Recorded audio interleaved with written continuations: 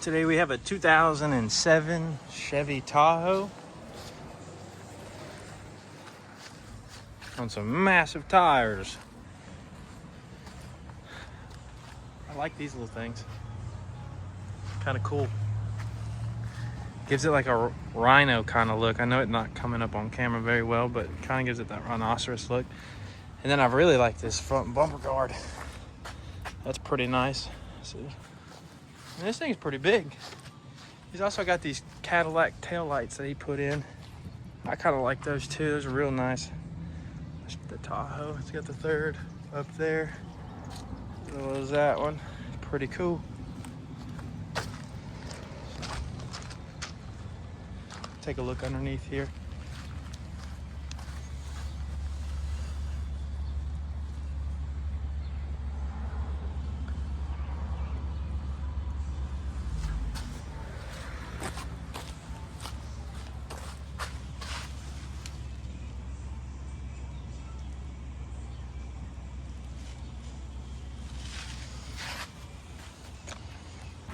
So what we're doing today is we're going to be doing exhaust manifold gaskets and new bolts.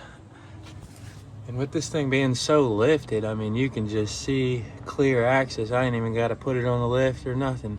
And then, as you can see there, let me get a little zoom. That compressor is obviously no good. The clutches, no good. So we're going to be changing out that compressor.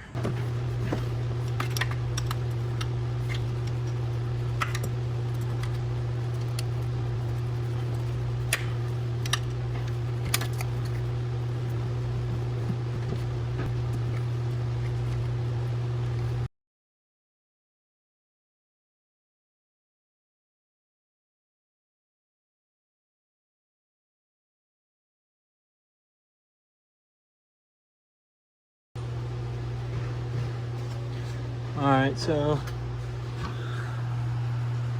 for this last one,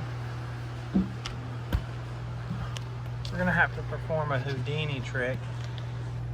It's way back there. So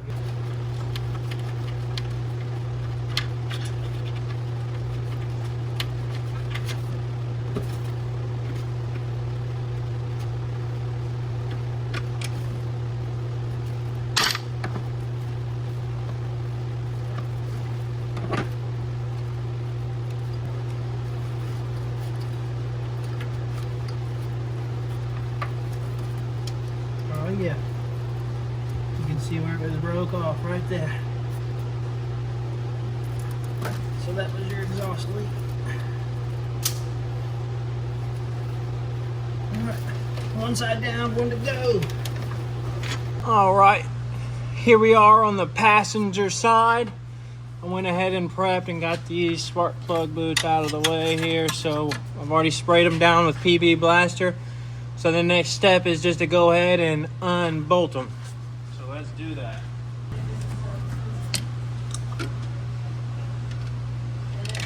So we've went ahead and gotten bolts off. We got to work on that last one. So I'm gonna go ahead and work on that off camera because you can't really see it, but I'm gonna pull that one off. That's the last one, and we should be able to move that up out of the way. I may disconnect the dipstick, the 15 right there, but I'll get that out of the way, and then we'll pull that gasket up through, and then we'll go back together. I want to take a second and talk about the difference of these sets of gaskets. So this set right here cost significantly more than this set. So this is just a composite material. That's actually what was on the vehicle. And you can see there how it blew out the top. So here's where the difference comes in. This is actually a multi-layer steel gasket. So the chance of something like that happening to this, very slim, right? These are way better gaskets. I would always recommend going with these. It's just really what it comes down to is the price. And a lot of the times you'll see these come in the kits, the rebuild kits, or whatever have they, but whenever you get a chance, always go with the multi-layer steel. And then we've of course got new bolts to go with it. So just wanted to show you guys that. That's what we gotta do.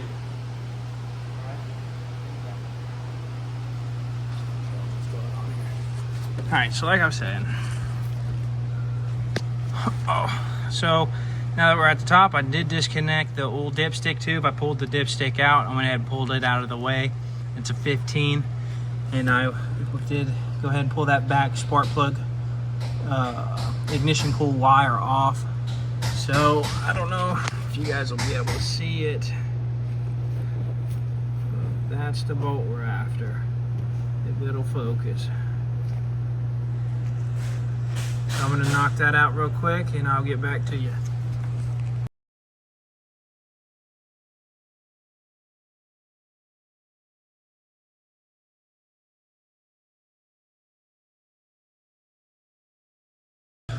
Alright, so we've got the new gasket set up in there and I've got the bolts started. I wanted to take a second and show you. So I was having, I got these metal bolts started, but I was having a hard time getting that first one and the last one. So what I did was, is I just ran a jack, little piece of wood, and really just jacking that. You're gonna have to get those bolts perfectly lined up, but same thing on this side. What I got these middle bolts in. I got the middle bolts in the same dilemma where I'm having a hard time getting that front one and the last one. So I'm gonna bring that jack over here and get it set up, get these bolts in, and then I'll keep you updated. All right, so here we are with the compressor. First thing I'm gonna do is I'm gonna take this belt off. All right, so what I was able to do is I was able to work these bottom bolts out, front one and the back one down low. And then I actually came in through the side to get the top bolts, 1 and 2. I've got the connections loose from the side here, so they're out of the way. So the compressor is actually free.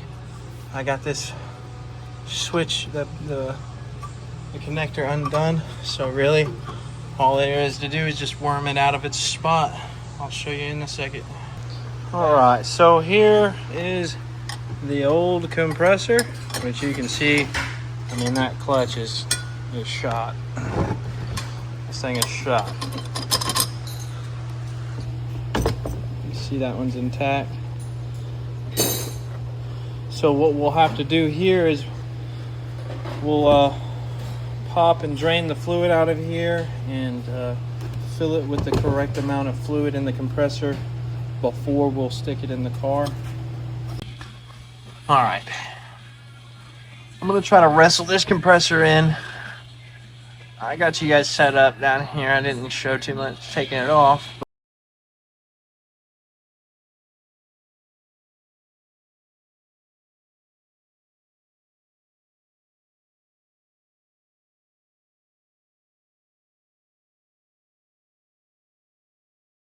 All right, we'll put the tensioner up on there.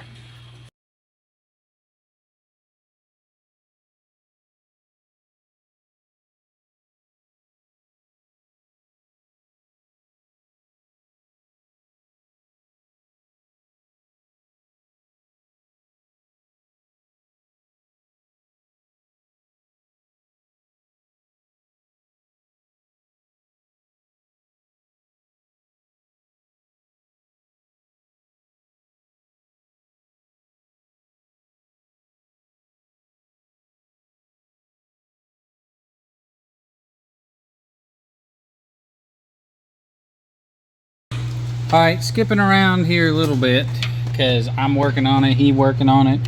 We're just trying to get things done. I got the receiver dryer off here. The receiver dryer has a sensor that needs to be changed over, and it goes down in here. There's a clamp down there that's got a 10mm bolt holding it tight. You can see, hold on, moving tools. You can see that clamp where it clamps down there by my finger here. And then the receiver dryer goes into the evaporator core there. and the orifice tube is going to be in here in this connection.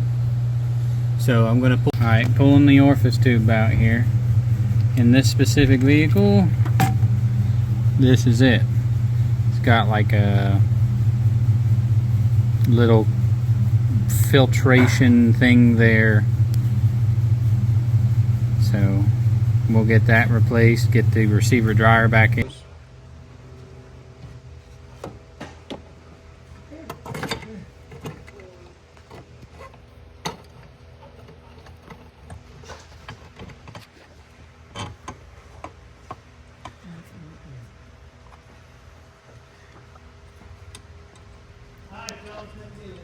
See you, Don.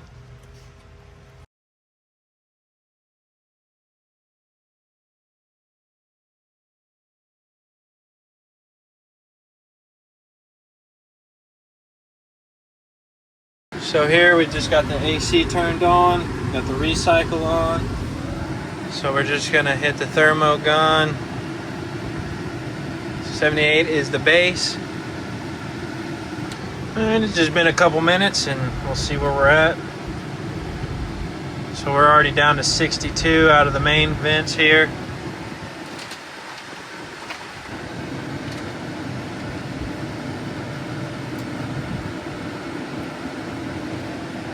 That's 66,